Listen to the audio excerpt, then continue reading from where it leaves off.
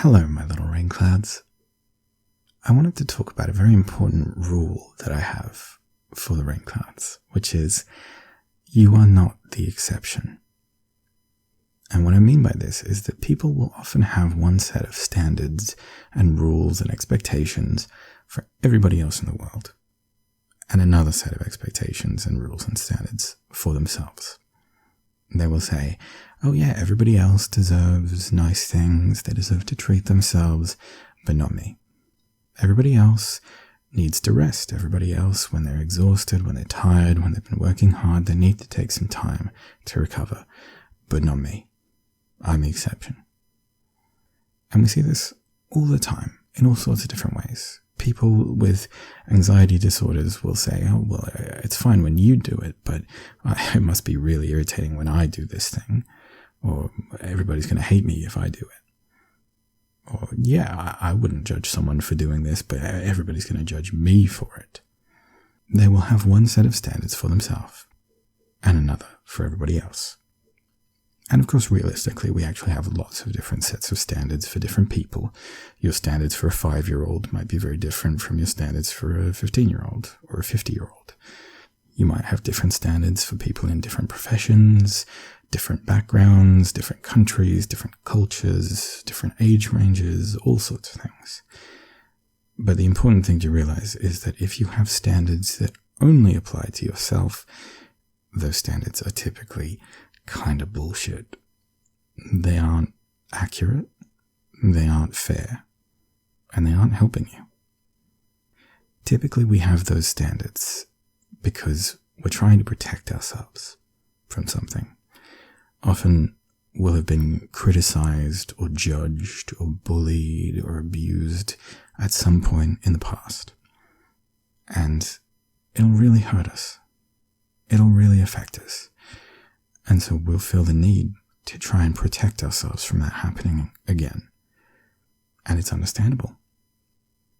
Our brain treats those kinds of things, those kinds of attacks on our ego, our psyche, our self-worth, our self-confidence, our self-image. It treats those as real attacks, the same as a lion or a man with a sword. Those are threats, those are attacks, those are real dangers, and we need to protect ourselves from them.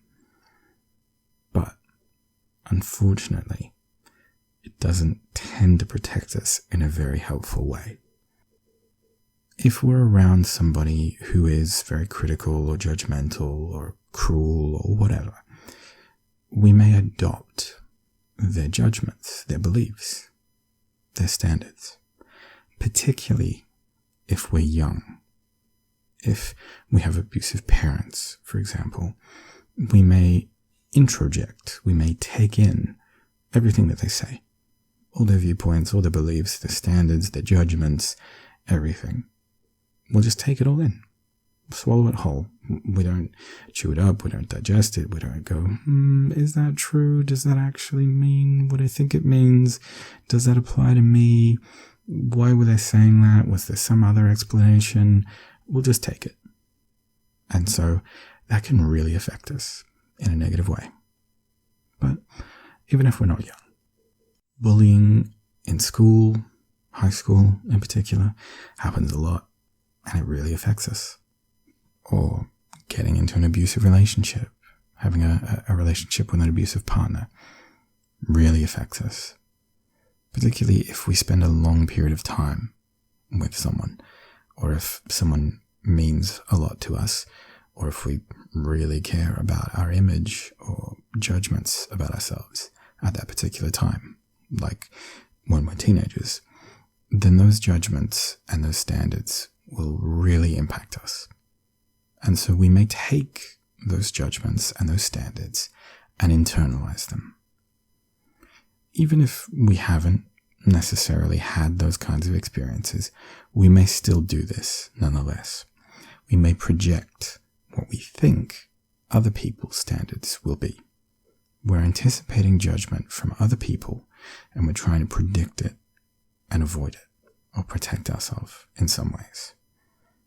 And that's important to acknowledge.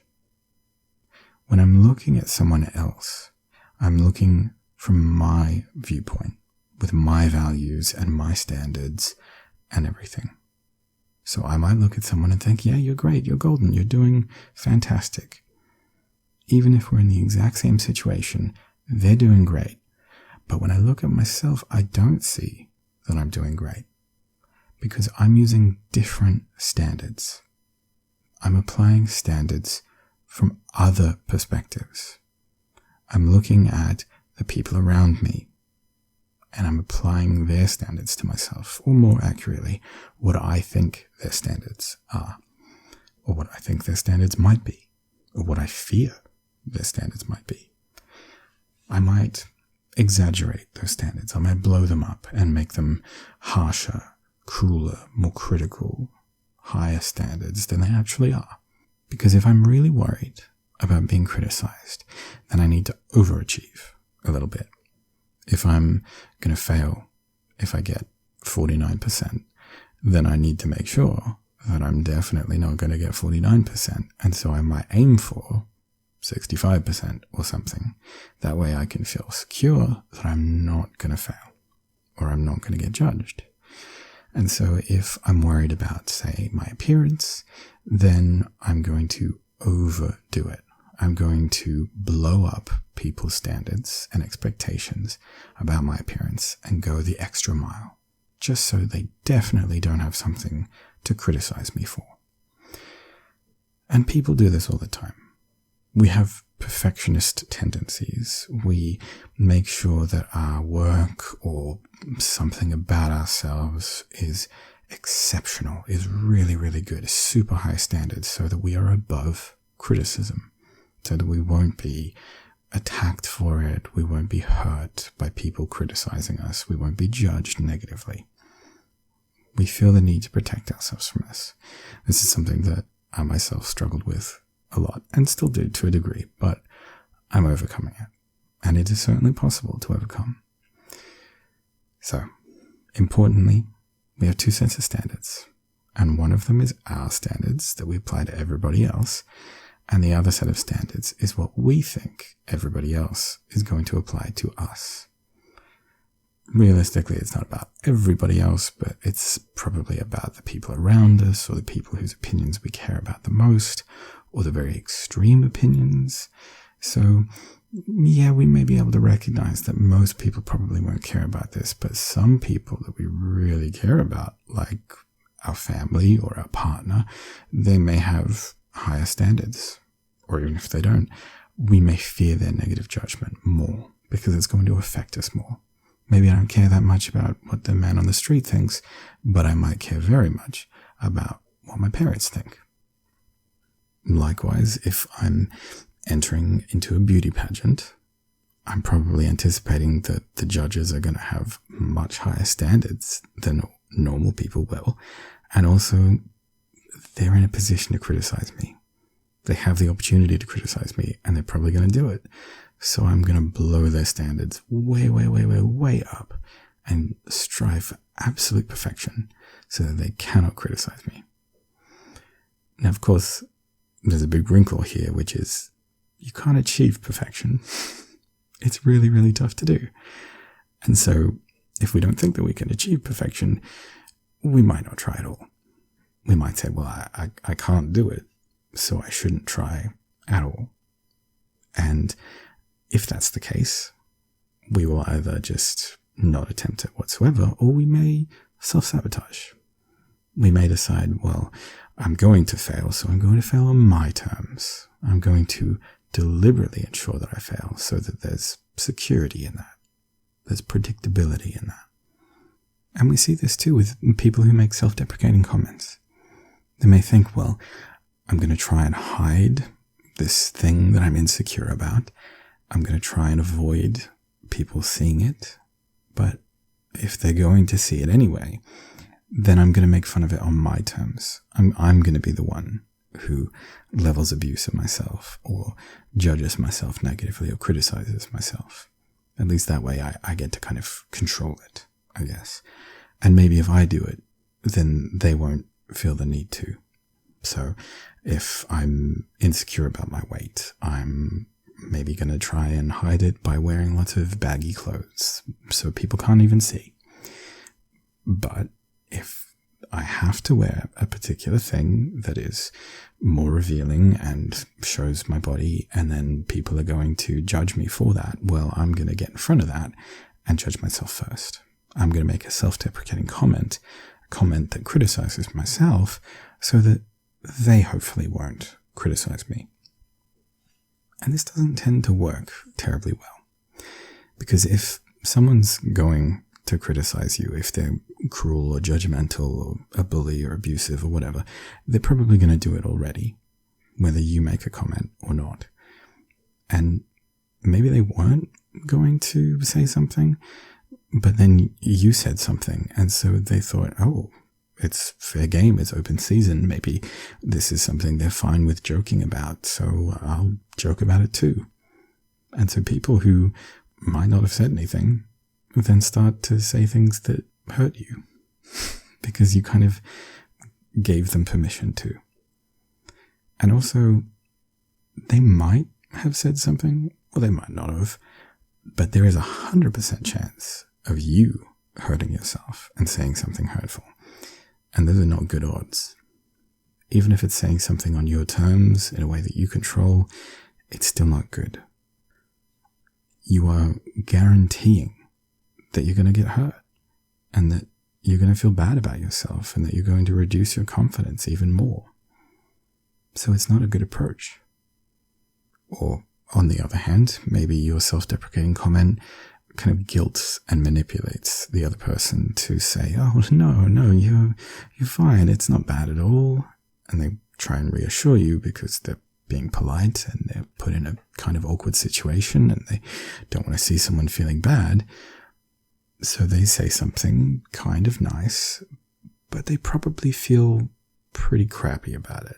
They maybe feel manipulated and pressured to do it. And you're also probably not going to take what they say and accept it. You're probably going to screen it out and say, well, they were just being polite. And maybe they were, or maybe they weren't. But regardless, nothing positive really happened from that interaction.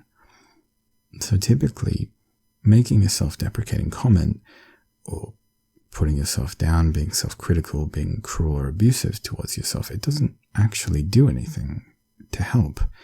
It just makes you and potentially other people feel bad. So what can you do with these different standards and these urges that you may have to put yourself down, criticize yourself, things like that? Well, you can talk to them. You can examine them. When those feelings of insecurity come, when those critical thoughts, when those judgmental voices come, talk to them. Say, hey, when did you come into my life? Where are you from? Who do you sound like? How did I get that belief, that thought, that standard, that judgment? And typically you'll be able to figure it out pretty easily. You might go, oh yeah, it was when I was being bullied about my weight in high school. Or, oh yeah, that sounds just like my abusive mother who was always putting me down about this thing. Or, oh yeah, it sounds like my ex, my partner who was abusive to me and really did a number on me and was really critical of me about this thing. Or, I had a friend who treated me really poorly, or my teacher was incredibly strict and harsh and judgmental, or whatever it is. And it's not always something that's related to a traumatic event or someone who was cruel or abusive. It may just be something that you picked up from a negative experience or from the media, or just a thing that you worry that someone may think, even if they never actually have expressed that thought to you. It may just be, I don't feel that great about myself in this particular area, and I feel the need to try and protect myself about it. But regardless of when it came into your life, it's important to ask, what are you doing for me? What is it that you're trying to do for me? And are you actually doing that? Typically, these kinds of beliefs and standards and cruel, critical behaviors are based on insecurity and fear. They're based on fear of people judging us negatively, on rejecting us, making fun of us, hurting us, damaging our self-worth, our self-esteem, etc. We might lose face in society, lose people's respect, or people that we respect might look down on us. All sorts of things like that. And so it's important to ask, well, you're trying to protect me from something, from judgment, from criticism. Are you actually doing that? Are you actually helping me stay safe? Are you protecting me from hurt, or are you hurting me? And often, they're hurting you. Often, we're not in that situation anymore. Whenever it was that the criticisms and the standards appeared, we're not in that situation anymore. Yeah, maybe we were bullied in high school, but we're not in high school anymore. Oh yeah, we had an abusive partner, but we're not in that relationship anymore. And yet we're still preempting and predicting that abuse, that hurt, that criticism. We're still worried that other people are going to be thinking like that. But the important thing to realize is that the vast majority of people don't.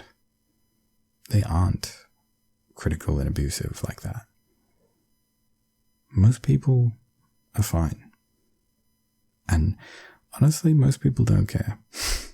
They're usually so absorbed in their own insecurities, their own worries, their own fears of being judged, that they're not really paying attention to you that much.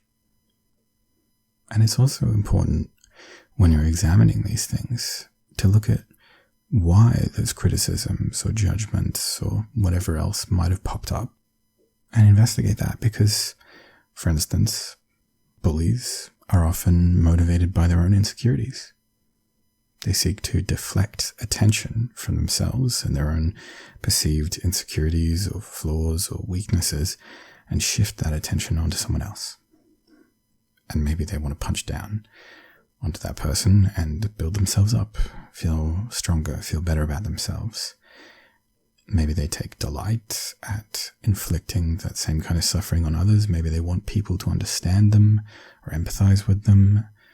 Maybe they're just repeating what they've learned from people who have bullied them.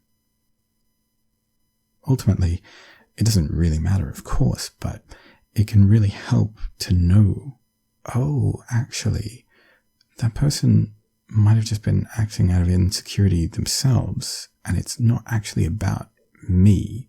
It's not actually that there was something wrong with me. It was about them.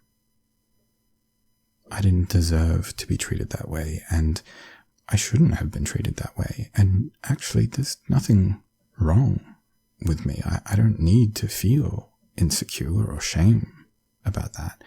I can just acknowledge that person had a problem. And actually, they were the exception. Everyone else was pretty fine with things. They were the exception. They were lashing out. They were criticizing me. They were hurting me because of this other reason that probably has nothing to do with me.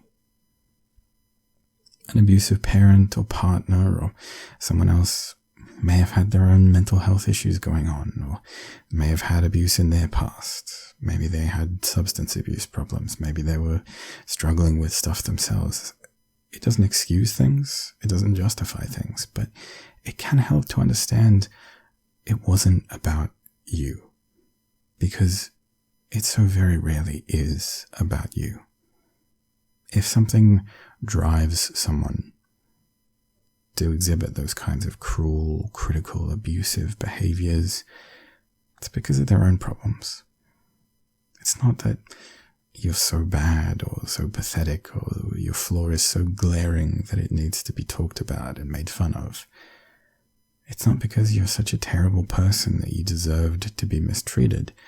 It's just they had problems and they took it out on you unfairly. But you don't need to be applying their warped standards and viewpoints and expectations to everybody else. because most people don't think that way. And hopefully, at least, you're not in that situation anymore. You're not in that environment. You're not around that person. You're not being subjected to those kinds of cruel criticisms anymore. So talk with that critical voice in your head and say, hey, do I need you anymore? Are you protecting me? Or are you just hurting me now? And you can treat that voice with kindness and empathy and compassion and appreciation even. And say, hey, I appreciate what you were trying to do. You had good intentions. You were trying to protect me, but I don't need you anymore. It's not the kind of help that I need. And it's not doing me any favors. And if I am insecure about something, if I'm afraid, I can handle that. I can do something healthier and more positive to deal with that. I can treat myself with kindness. I can take care of myself. I can do something nice for myself. I can focus on the things that I like about myself, that I feel confident about. I can spend time with other people who do make me feel good, who are safe and supportive and caring. I don't need to put myself down, and I don't need to predict the skewed, warped, extreme judgments and standards that a couple of people, a couple of outliers might have had. The average person is just fine, and typically they don't care, and they don't notice the thing that I'm worried about. Me personally, I have a big thing about audio quality. I make audios, and I can notice very specific details, tiny little flaws and imperfections, and they really bug me. And I want to make my audios sound good. And unfortunately, there are limitations to my ability to do that. But I also know that most people do not care. The vast majority of them don't even notice. And even if they do notice, they don't care. But I do. And part of that stems from an insecurity and a desire to protect myself from negative criticism and judgment. And I used to have a much bigger problem with it, but I'm overcoming it. I'm doing a lot better about that. And it probably seems silly to you because you don't care. But the important thing to recognize is that, yeah, you don't care. Your standards are very, very different from the ones that I'm projecting onto people. That's the lesson. Nobody cares as much as we do. And I mean that in the best possible way. They don't notice. We are so invested in our own flaws. We look at other people and we think they're doing great because we are looking at their highlight reel. Whereas when we look at ourselves, we're looking at our blooper reel. We're looking at all the flaws and the failures and the bad times and the embarrassing parts. And we neglect to see that in other people. We're typically pretty good at hiding it from each other. But hopefully by opening up and showing one of my insecurities, you can see, actually, yeah, that's not really that important to me. I'm not judging you about that. And hopefully you can apply that to other people too. And realize that, yeah, they don't care. They don't notice that thing that you're insecure about. And you don't need to be protecting yourself against their potential negative judgment. You don't need to be beating yourself up for all sorts of perceived failings and flaws.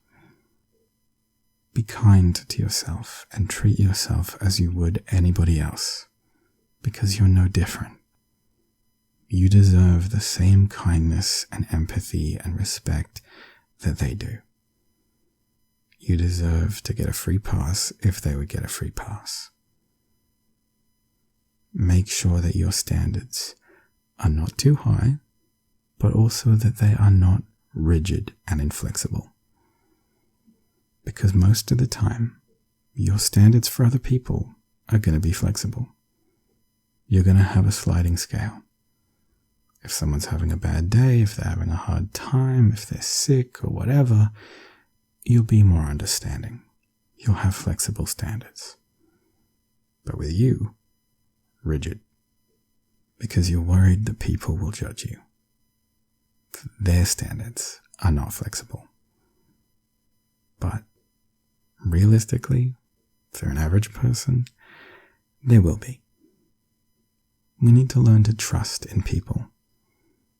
The vast majority of people are just average people going about their day, and they don't really care that much about any one thing. And they're not that invested in judging us. And we don't need to worry about protecting ourselves from what-ifs and possible judgments. We don't need to blow up their expectations and their standards into impossibly high ones. We don't have to be perfect. We don't have to protect ourselves because we are not the weak, fragile things that we believe we are. The danger is not as bad as we think it is. It's not as likely to happen as we think it is, and we can handle it if it does. But we're doing more damage to ourselves by constantly anticipating it and lashing out at ourselves, beating ourselves up, knocking ourselves down every time, just on the off chance that somebody else might. It's not a good system. You don't need to be doing it. So talk to that critical voice. Ask it, where are you from? What are you doing for me? Why are you trying to help? How are you trying to help? What is it that you're protecting me from? And most importantly, do I need that? Is that actually helping me? The answer is probably no. And so again, say thanks, but no thanks. I appreciate the intent, and maybe there was a time where you were saving me and protecting me. But not anymore. And I don't need that anymore. Your shift is over now. I've got this. Thank you for your service. Go take a rest. And you take one too. Take care of yourself for me. And yes, I mean you. You're not the exception.